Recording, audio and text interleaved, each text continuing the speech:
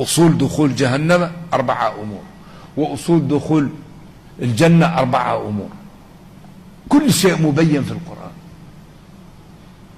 لما سأل أهل النار أهل الجنة ما سلككم في سقر، اقرأوا معي، قالوا لم نكن مصلين ولم نكن نطعم المسكين وكنا نخوض مع الخائضين وكنا.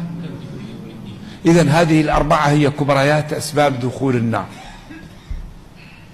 ال4 المعاكسة لها هي أسباب كبريات دخول الجنة.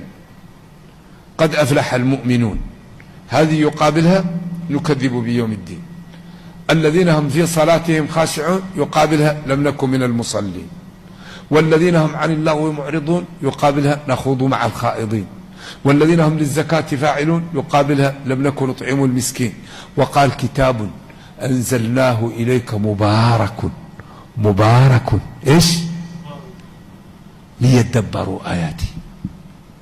دبروا، يطلعوا الكنوز، يطلعوا ما فيه. كل قضية محلولة في القرآن، بس نحن نمثل دور المحامي الغبي. المسلمون يقومون بدور المحامي الغبي. المحامي إذا كان لا يفهم، إذا أخذ قضية ما لا يفعلها، يخسرها، ضيعها.